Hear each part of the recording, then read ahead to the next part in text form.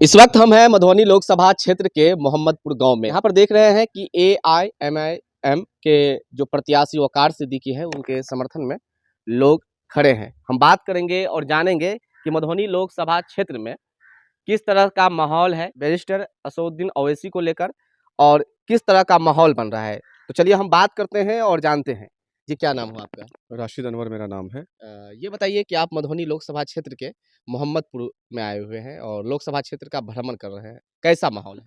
देखिए, पिछले 3 दिनों से मैं इलाके में घूम रहा हूँ। अल्हम्दुलिल्लाह जो भी लोग हैं, उनका बहुत अच्छा रिस्पॉन्स आ रहा है और लोगों की एक बड़ी उम्मीद थी कि यहाँ से ओवैसी साहब की पार्टी चुनाव लड़े और अल्हम्दुलिल्लाह यहाँ से वकार सिद्दीकी साहब जैसे नौजवान, बेखौफ लीडर चुनाव लड़ रहे हैं। लोगों का ज़हन है इस बार, इंशाअल्लाह वो कामयाब करेंगे वोट देकर। ये बताइए कि यहाँ पर बहुत सारे कैंडिडेट हैं, चाहे वो आप इंडिया गठबंधन की बात करें, एनडीए की बात करें, निर्दलीय की बात करें या फिर आपके प्रत्याशी वकार सिद्दीकी की बात करें, उसमें आप वकार सिद्दीकी को AIMIM को कहाँ पा रहे हैं? देखिए, अभी जो लड़ाई हम लोगों की है, वो सीधा हम लोगों को इंडिया गठबंधन से हमारी लड़ाई है ना? वकार सिद्दीकी साहब की लड़ाई, हमारी पार्टी की लड़ाई सीधा इंडिया गठबंधन से, भाजपा वालों से हमारी लड़ाई है।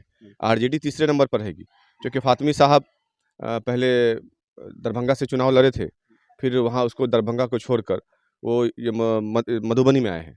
अगर दरभंगा में उनका बहुत अच्छा कार्यकाल रहता, लोग उनको बहुत पसंद करते या ये वहाँ पर वो काम करते, तो फिर उसी जगह से वो चुनाव लड़ते, ना कि वहाँ की जनता उसको लताड़ के वहाँ से भगाती। है ना? देखिए आप इंडिया गठबंधन को डायरेक्ट जो है सो यहाँ पर कमेंट कर रहे हैं और भाजपा से कहीं ना कहीं आप छुप रहे हैं, तो आपका मकसद क्या है? नहीं, नहीं, भाजपा से छुप नहीं रहे हैं, हम लोग भाजपा के मुकाबले लड़ रहे हैं, है ना? इंडिया गठबंधन तो समझिए भाजपा की बी टीम है, इसलिए बी टीम है मैं आपको कह दूँ, क्योंकि पूर्णिया में एक सभा को संबोधित करते हुए तेजस्वी यादव ने कहा था कि चाहे तो वोट हमारे इंडिया के प्रत्याशी गठबंधन प्रत्याशी को दीजिए या नहीं देना अगर इंडिया गठबंधन के प्रत्याशी को तो एनडीए को दे दीजिए। तो उन्होंने तो साफ अपने बयान में लाखों लोगों के सामने कह दिया है, तो इससे साफ ज़ाहिर होता है कि बीजेपी को सपोर्ट कौन कर रहा है, हमारी लड़ाई बीजेपी वालों से है। क्या लगता है कि यहाँ पे आपको वोट मिल पाएगी? AIMIM के जो प्रत्याशी हैं वकार सिद्दीकी, उनको लोग चाहेंगे?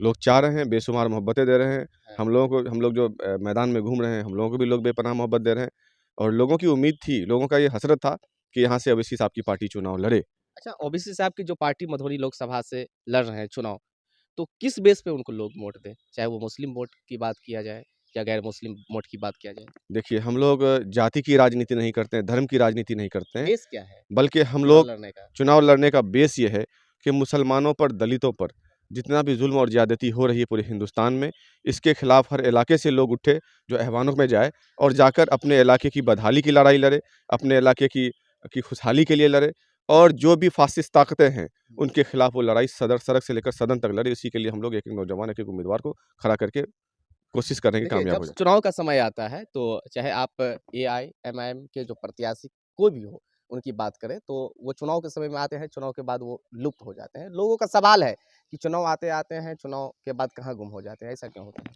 सर देखिए, लोग चूँकि बड़ा इलाका है, सभी तक पहुँचना पॉसिबल नहीं है। हमारे लोग, हमारे संगठन के लोग लगातार काम करते हैं। चुनाव के वक़्त में लोग एक्टिव ज़्यादा हो जाते हैं और चुनाव के बाद लोग अपने संगठन के हिसाब से जो ज़रूरत की चीज़ होती है, जो ज़रूरत का काम होता है, वो करते हैं। हमारे लोग संगठन में जुड़े हुए जो लोग भी हैं यहाँ के, वो लगातार मैदान में बने हुए हैं। अच्छा, आपके जो प्रत्याशी हैं उनका मकसद क्या है? जीतना, चुनाव लड़ना या किसी को हराना? चुनाव लड़ना और चुनाव लड़कर चुनाव को जीतना, या ये फिर मकसद। किसी का हराने का मकसद लेके नहीं, आए नहीं, हैं? हराने के मकसद को लेकर हम लोग नहीं आते हैं। हाँ, अब देखिए एक यहाँ पे इसमें 9 कैंडिडेट हैं, हाँ। है ना? हुँ, तो जीतेगा तो कोई एक ही, हुँ, लेकिन लड़ तो सब रहे हैं। हुँ, जीतना तो कोई एक के मुकद्दर में है, लेकिन हम अपनी लड़ाई को मजबूती से लड़ रहे हैं और हमारा मकसद जीतना है। हुँ। तो कैसा माहौल है मधुबनी लोकसभा का? बहुत अच्छा माहौल है अल्हम्दुलिल्लाह, माहौल हमारे फ़ेवर में है हाँ। और हम लोग चुनाव जीतने की उम्मीद करते हैं, बाकी अल्लाह की मर्ज़ी है।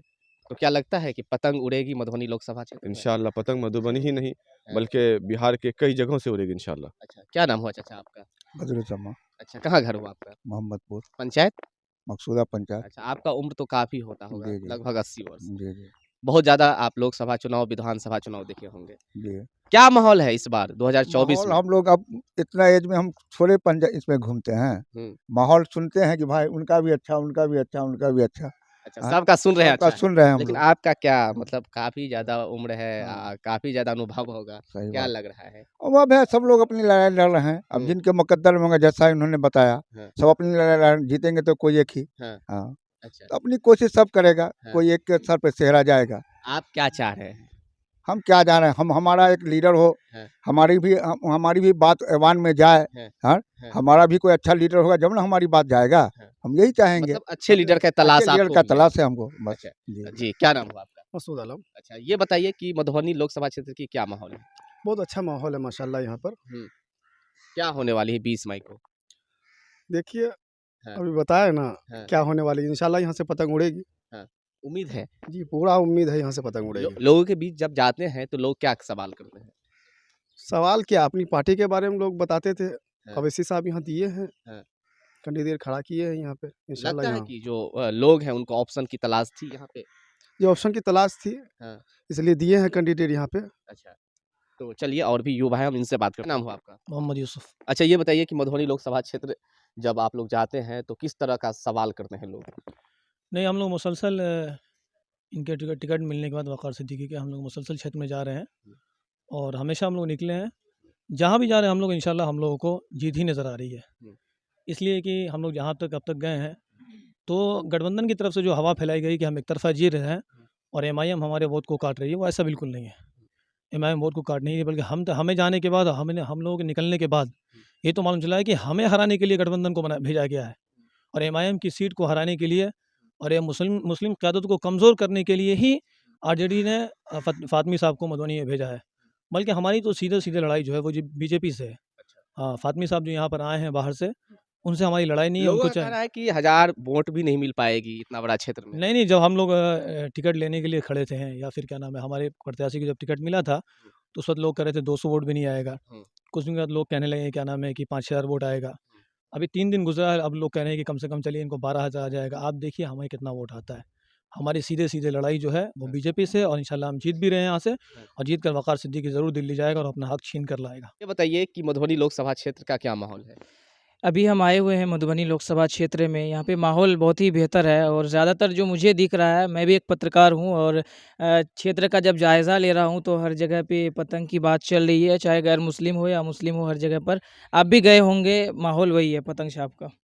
लेकिन लोगों का एक ये भी सवाल है कि चुनाव के टाइम में आए हैं, इतना दिन कहाँ थे पतंग मतलब जो एआईएमआईएम जो भेजे हैं अपने प्रत्याशी को वकार सिद्दीकी को वो कहाँ थे? सवाल इस तरह का कर रहे हैं। देखिए, मैं एक पत्रकार हूँ, निष्पक्षता के साथ ये कहूँगा कि आपसे मेरा भी एक सवाल है, बीजेपी जो कैंडिडेट यहाँ से जीती भी थी, उसके बारे में लोग क्यों नहीं पूछते हैं? ये तो आज आया है। वो भी पूछ रहे हैं कि वो 10 साल से 5 साल से कहाँ थे? हाँ, तो क्यों नहीं पूछ रहे? उसी को पूछिए ना कि 5 साल कार्यकाल में रहे, तो वो काहे नहीं आए क्षेत्र में? हाँ, तो एमआईएम तो आज आई है, आज आप उसको आगे बढ़ाइए, 5 साल फिर देखिए। अच्छा, तो क्या लगता है कि लोग एएमएम को चुनेंगी, यहाँ पर वकार सिद्दीकी को लोकसभा क्षेत्र में भेजेंगे चुनाव जीता कर? मुझे तो ऐसा लग रहा है क्योंकि जो हर जगह पे मैं देख रहा हूँ कि जो जाहिल कैंडिडेट को दिया जा रहा है, लेकिन यहाँ तो पढ़ा-लिखा कैंडिडेट एआईएमआईएम ने देखकर, सोचकर, समझकर दिया है। कुछ तो भरोसा है, लोग मतलब चाह रहे हैं कि जीते एआईएमआईएम और कुछ बेहतर करे।